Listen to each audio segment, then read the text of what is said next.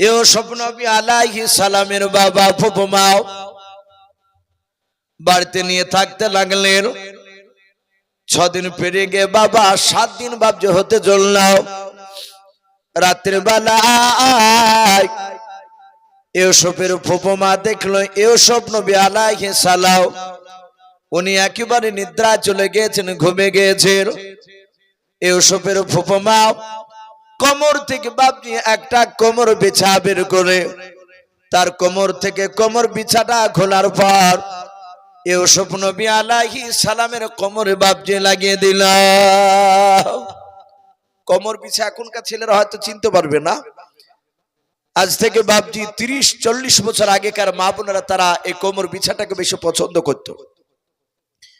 ওরা কাপড়ের বাইরে বাবজি তারা কোমরে বাবজি বের করে দিত মোটা চাঁদি।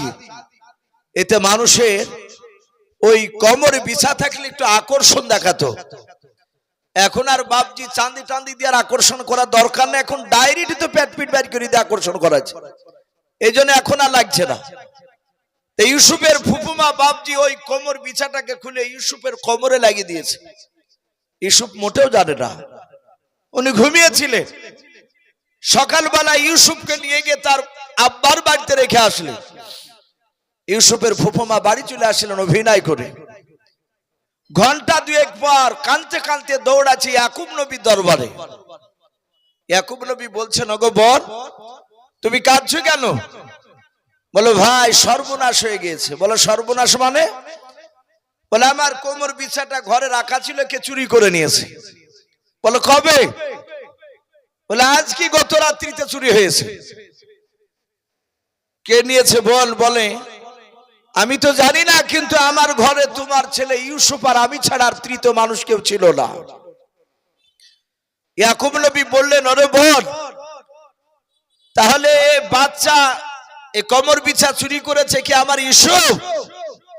বলে আমি দাবি করছি না, কিন্তু আমার মনে হয় ছোট ছেলে হয়তো ইউসুফ নাড়তে পারে।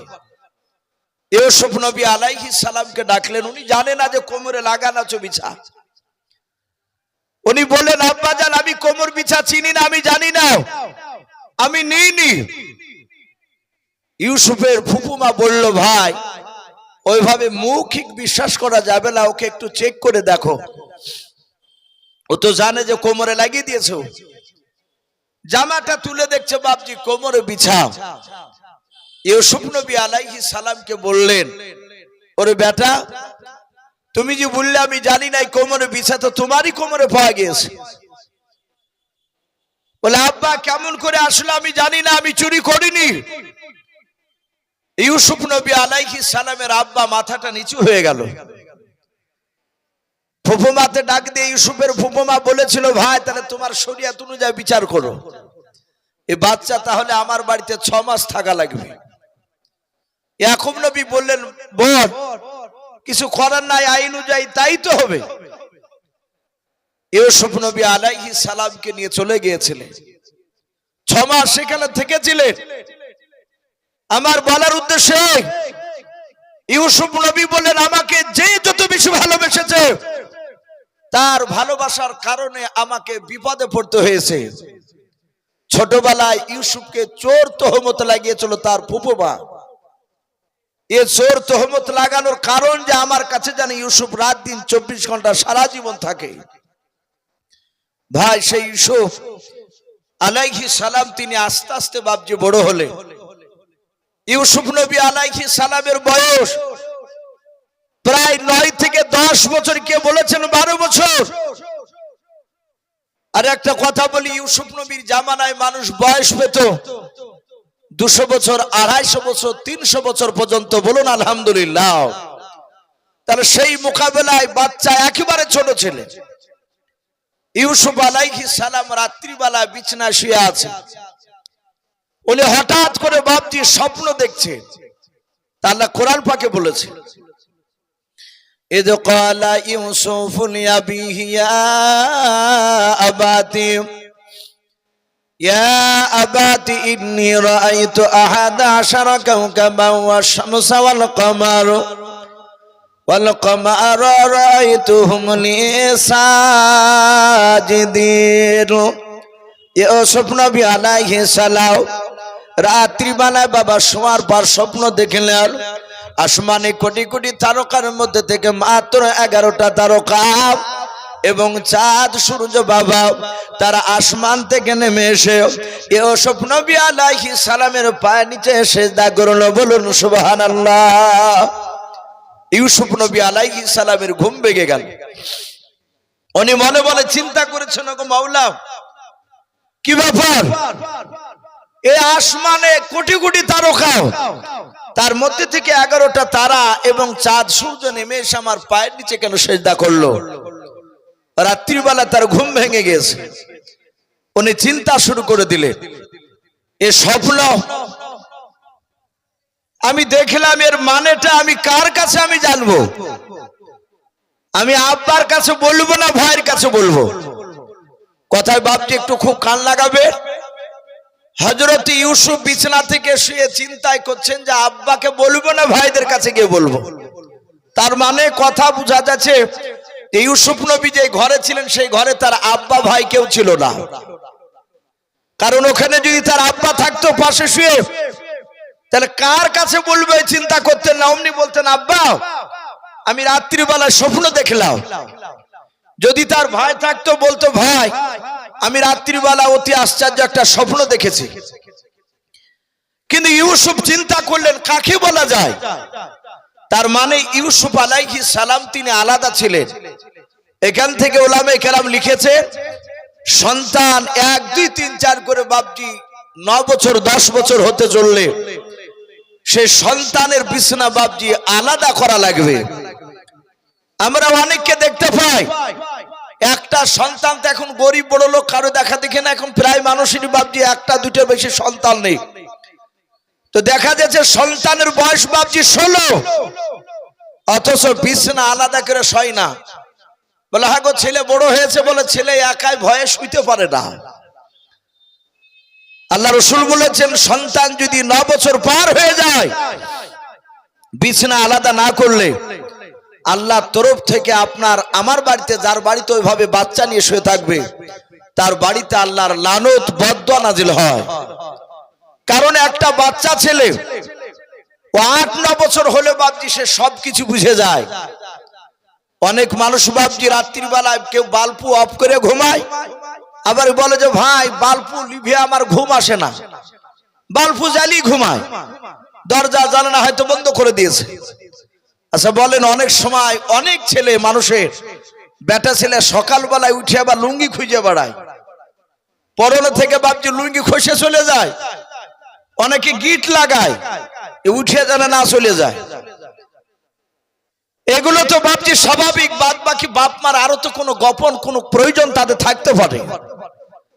এই জন্য বাপজি চেষ্টা করতে হবে সন্তানকে আলাদা করে বাপজি তাকে শুয়ে অভ্যাস রাখার। ইয়াকুব নবী আলাইহিস সালাম ইউসুফ নবীকে আলাদা করে দিয়েছেন, তার অন্য ছেলেদেরকে আলাদা করে দিয়েছেন। ইউসুফ নবী আলাইহিস সালাম উনি চিন্তা করলেন এই স্বপ্নের কথা যাত্রার সামনে বলা যাবে না। আমি দেখেছি মিশরের লোকেরা, কেনান শহরের মানুষেরা স্বপ্ন দেখার পর তারা আব্বার কাছে এসে স্বপ্নের মানে জেনে যেত। আর আল্লাহ রাসূলও বলেছেন স্বপ্ন দেখার পর যাত্রার সামনে বলতে নেই। বুজুর্গ আল্লাহ ওয়ালার কাছে বাপজি স্বপ্নের কথা একটু বলা দরকার। হযরত ইউসুফ নবী আলাইহিস সালাম বিছানা থেকে বাপজি উঠে সোজা উনি ওনার আব্বার ঘরের দিকে দৌড়াতে লাগলেন। হযরত ইউসুফের যে বাপজি 10টা ভাই ছিল অন্য মায়ের, তার মধ্যে থেকে বাপজি 2 নাম্বার ছেলে সুমন বলে নাও, ছেলেটা দেখলো ইউসুফ ভাই প্রতিদিন বিছানা থেকে উঠে আমাদের ঘরের দিকে আসে, কিন্তু আজ আমাদের ঘরের দিকে না এসে কেন আব্বার ঘরের দিকে কেন দৌড়ায়? ওর চাউনি দেখে বুঝতে পেরেছে কোনো কিন্তু ভরা আছে। সুমন বাপজি সেও চুপি চুপি গিয়ে ইউসুফের পেছন পেছন এমন করে গেল যেন ইউসুফ বুঝতে না পারে। ঘরের বাপজি আপনার পেছনের একটি পাশিলে হযরতের সুমন বলে ভাইটা এইভাবে কান লাগিয়ে শুনতে লাগলেন, দেখি দিনি ইউসুফ ভাই আমার আব্বা কেমন কি কথা বলে। হযরতে ইউসুফ নবী আলাইহিস সালাম ডাক দিয়ে বলেন আব্বা আমি রাত্রিবেলা অতি আশ্চর্য একটা স্বপ্ন দেখলাম। হযরত ইয়াকুব নবী আলাইহিস সালাম ডাক দিয়ে বলেছিলেন বাবা এমন কি স্বপ্ন দেখেছে একটু খুলে বলো। ইউসুফ নবী বলেন আব্বা আমি দেখলাম আসমান থেকে 11টা তারকা এবং চাঁদ সূর্য তারা নেমে এসে আমার পা নিচে কেন তারা সেজদা করলো। ওগো আব্বা লক্ষ লক্ষ তারা ছিল সবাই তো আসে নাই। ওগো আব্বা আমি দেখি যে আপনি স্বপ্নের তাবির করে দেন, আপনি মানুষকে কেউ এসে জিজ্ঞাসা করলে আমি আপনার কাছে এসেছি আব্বা স্বপ্নের মানেটা আপনি করে দেন।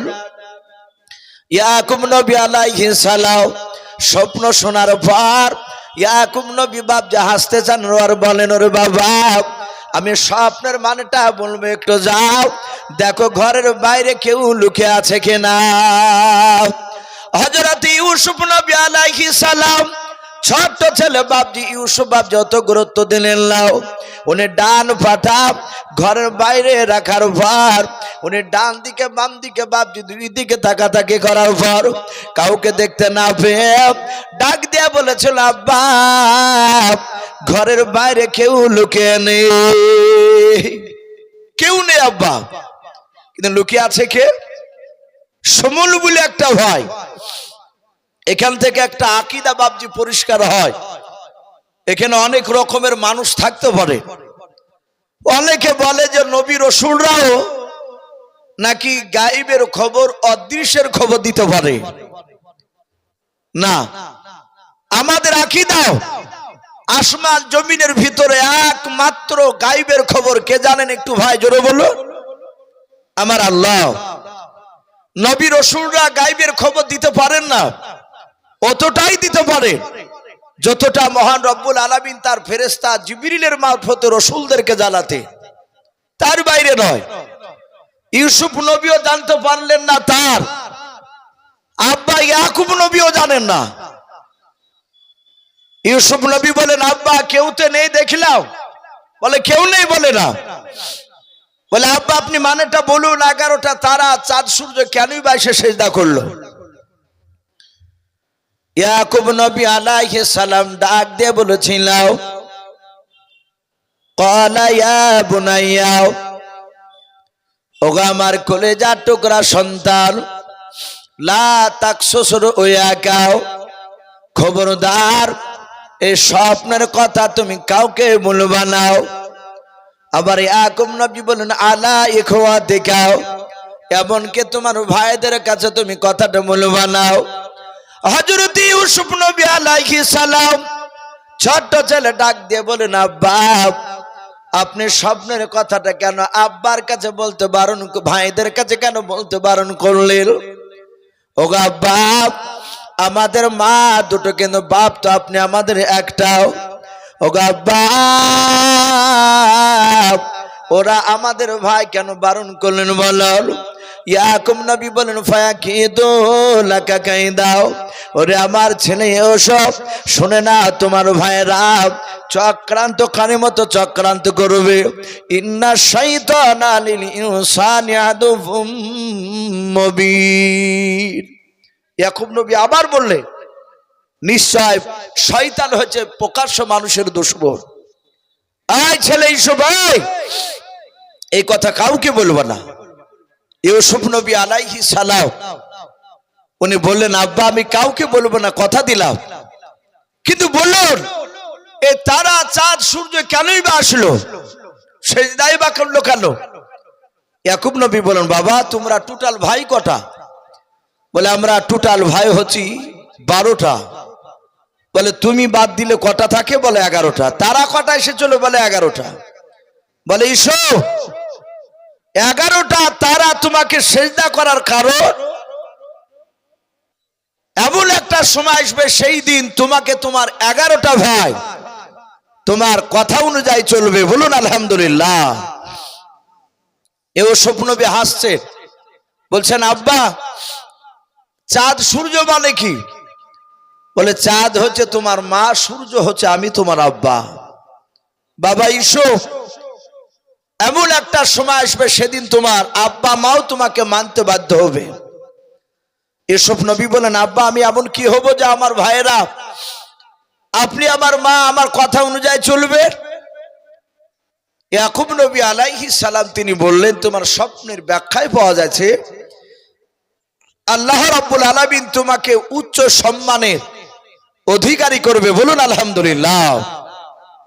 আর এখান থেকে মুফাসসিরিনে কেরাম লিখেছেন উচ্চ আপনার সম্মানের অধিকারী মানুষের মধ্যে থেকে তারা হচ্ছে নবী রাসূল। হযরত ইউসুফ নবী আলাইহিস সালাম তিনি বলেন, আব্বা তাই বলে? হ্যাঁ। বলে ঠিক আছে আমি কাউকে বলবো না।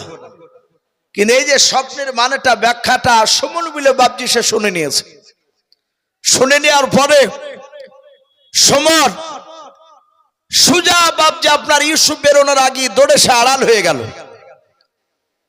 আড়ালে গিয়ে ইউসুফের ভাইয়েরা, ইউসুফের যে বাপজি এক মায়ের যে বাপজি আর এক মায়ের যে 10টা ভাই, তারা এই সুমন গিয়ে ডাক দিয়ে বললো, বড় ভাই আহুত। বলে কি হলো ভাই? বলে আমরা এক মায়ের যে 10টা ভাই আমরা একত্রিত হই, আমরা একটু জমা হই। বলে কেন? বলে খুব গুরুত্বপূর্ণ কথা আলোচনা হবে। ইউসুফ নবী আলাইহিস সালাম উনি জানেন না যে তার ভাইয়েরা চক্রান্তর জাল বিছাছে। সুমন তার ভাইয়েরা বাপজি একত্রিত হলো। সুমন ডাক দিয়ে বলল, ভাই রে দেখো তিনি এখানে ইউসুফের ছোট ভাই বনিয়ামিন আছে কিনা। তারা তাকাতাকি করে দেখছে বনিয়ামিন ছোট্ট ছেলে বসা। ইউসুফ যদি ছোট হয় তার চেয়ে বয়সের তুলনামূলক আরো ছোট বনিয়ামিন। সুমন বলল, ভাই বনিয়ামিন থাকলে কথা বলা যাবে না। বলে কি করতে হবে? বলে ওর হাতখানা ধরে তুলে দাও। বনিয়ামিনের হাতখানা ধরে বাপজি মজলিস থেকে তুলে দিল। ইউসুফ নবী আলাইহিস সালামের ভাই বনিয়ামিন জানেন না যে কেন মাকে উঠিয়ে দিল। উনি চলে গেলে ইয়াহুদ বলছে, ভাই সুমন এমন কি গুরুত্বপূর্ণ কথা তুমি বলবা যে আমাদের সবাইকে জমা হতে বললে? বলো ভাই আজ জানো ইউসুফ প্রতিদিন আমাদের ঘরে আসে, আজ আমাদের ঘরে আসে নাই। তার 9টা ভাই বলল, ভাই সত্যি তো আমাদের ঘরে আসেনি। কি হয়েছে বলো? বলে আমি আড়াল থেকে দেখলাম আব্বার ঘরে গিয়ে ইউসুফ স্বপ্নের কথা বলেছে। আর আব্বা সে স্বপ্নের মানে করেছে ইউসুফ নাকি উচ্চ সম্মানের অধিকারী হবে।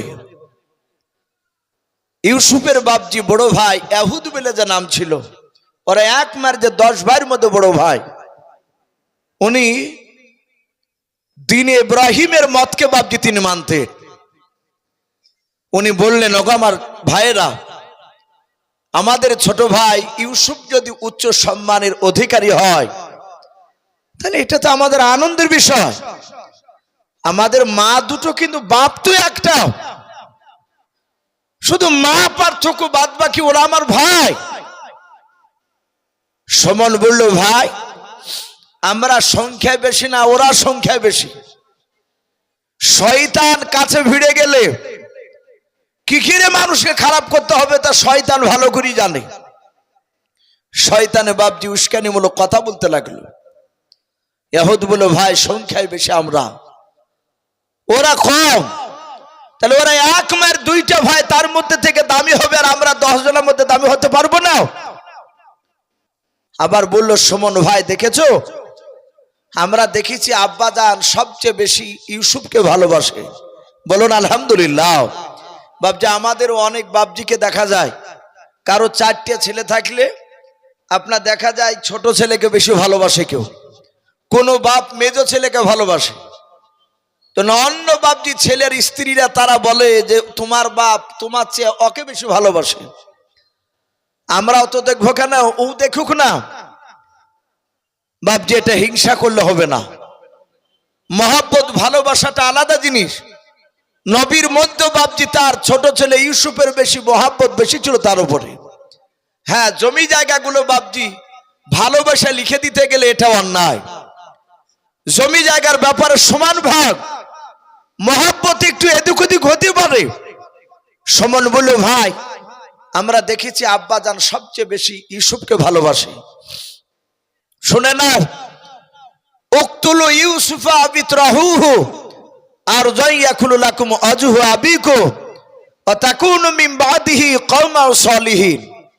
তারা আলোচনায় বসে বলল, উকতুলু, আমরা যদি ইউসুফকে জবাই করে দিতে পারি তাহলে ভাই আব্বার যে ভালোবাসা আমার ভাই ইউসুফের উপর ছিল সে ভালোবাসাটা আমাদের মধ্যে পড়বে।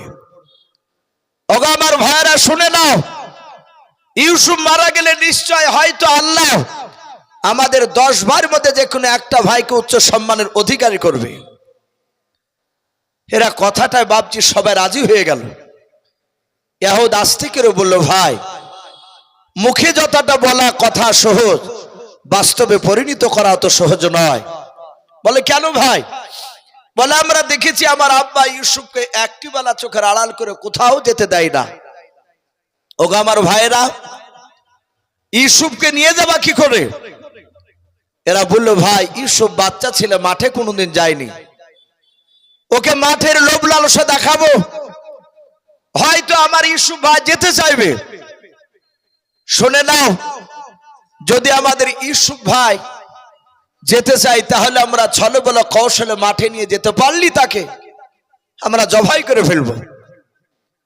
বাপজি আমার সোনা লালেরা, ইউসুফ নবী আলাইহিস সালাম ছোট্ট ছেলে জানে না, তার ভাইয়েরা ডাকলো, ডেকে ইউসুফকে বলে, ইউসুফ বাড়িতে থাকলে বসে খালে শরীর স্বাস্থ্য নষ্ট হয়ে যায়, বাড়ি থেকে বাইরে মাঠে যদি যাও মাঠের বাতাস খেলে শরীর স্বাস্থ্য ভালো হয়। ইউসুফ বললেন, ওগো ভাই আমার মাঠে যেতে মন চায়, কিন্তু আব্বা তো আমাকে যেতে দিবে না।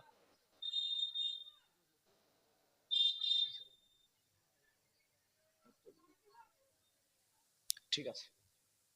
সঙ্গে সঙ্গে বাবা ইউসুফ নবী আলাইহিস সালাম তার ভাইরাও ইউসুফকে লোভ লালসা দেখালো। বলল, ভাই যদি তোর আব্বা যদি যেতে না দেয় তাহলে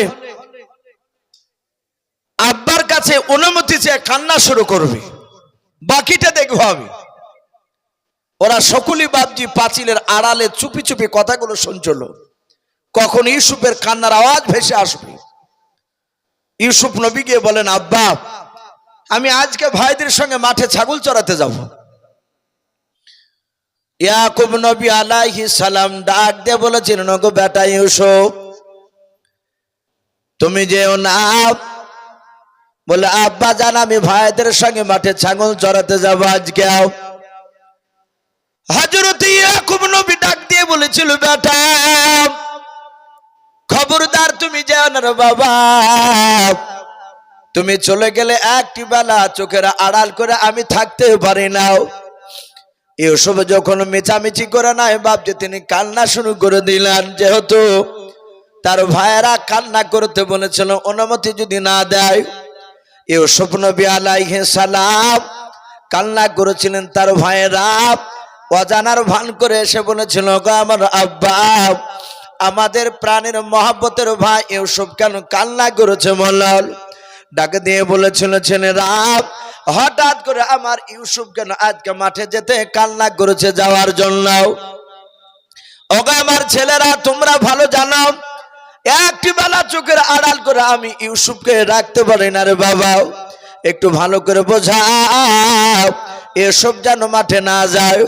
ইউসুফ নবী আলাইহিস সালামের ভাইরা তারা বাপজি অজানার ভান করে বলেছিল, ওগো আব্বা জান আপনি চিন্তিত হবেন না, আপনি কাঁদবেন না।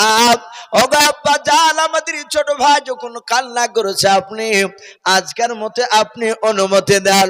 ওরা চিন্তাধারা নিয়েছে একদিনে যদি কৌশল করে মাঠে নিয়ে যেতে পারে আমরা ইউসুফকে আর জিন্দা কোনোদিন বেঁচে রাখবো না। ইউসুফ নবী আলাইহিস সালামের আব্বা ডাক দিয়ে বলেছিল, আমার ছেলেরা তোমরা নিয়ে যাবা। বলে, আব্বা আমাদের মন চাই নাও, কিন্তু ইউসুফ ভাই কান্না করেছে, না গেলে কান্না করবে, আর ইউসুফের কান্না আমরা সহ্য করতে পারবো না। হযরত ইয়াকুব নবী ডাক দিয়ে বলেছিল, আমার ছেলেরা শুনে নাও, আমার ইউসুফ যদি মাঠে যায় এসব খোদা সহ্য করতে পারে না, এসবকে ভোগ লাগবে, খোদা লাগবে। ওরে আমার ছেলেরা, মাঠে নিয়ে গেলে খাবার হয়তো দিতে একটু দেরি হয়ে যাবে। আমার ইউসুফ কান্না করবে রে বাবা। সঙ্গে সঙ্গে ইউসুফের বাপজি ভাইরা ডাক দিয়ে বলেছিল, আব্বা আপনি কাঁদবেন না, যদি আমাদের ভাই ইউসুফকে যদি খোদা লাগে, ওগো আব্বা যান, আমরা যে দুম্বা ও ছাগল নিয়ে যাই, ওই দুম্বার দুধ দহন করে আমাদের ভাই ইউসুফকে খেতে দেব। বলুন সুবহানাল্লাহ। এতে খোদা নিবারণ হয়ে যাবে। হযরত ইয়াকুব নবী ডাক দিয়ে বলেছিলেন, বাবা আমার ছেলে ইউসুফকে যদি ক্ষুধা লাগে তোমরা দুম্বার দুধ দহন করে দেবা। বলে হ্যাঁ। হযরত ইয়াকুব নবী আবার কৌশল অবলম্বন করলেন, ডাক দিয়ে বলেন, বাবা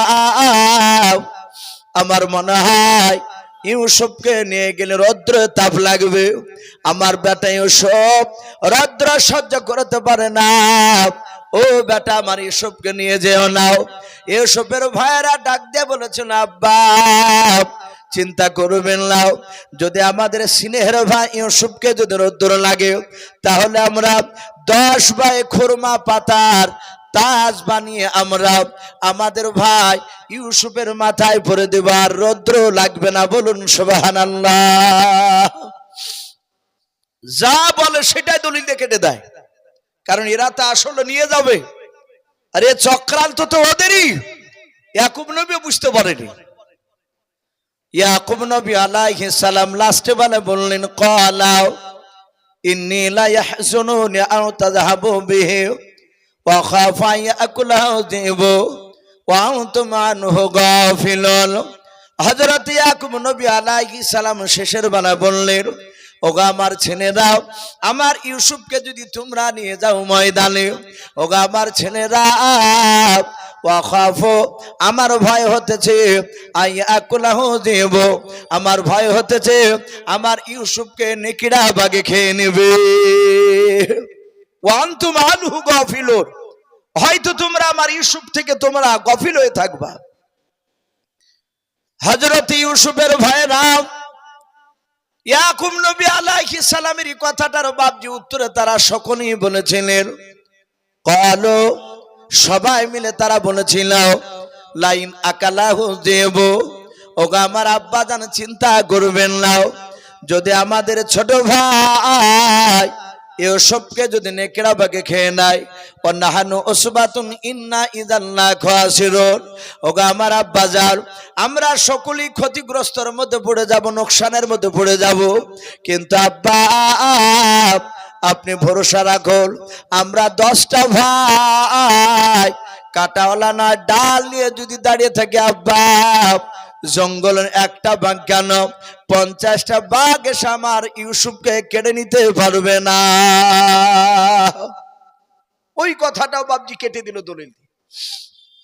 বলে, আব্বা আপনি চিন্তিত হবেন না, আমরা 10 ভাই ঘেরাও করে নিয়ে দাঁড়িয়ে থাকবো, ইউসুফকে কেড়ে নিয়ে যেতে পারবে না।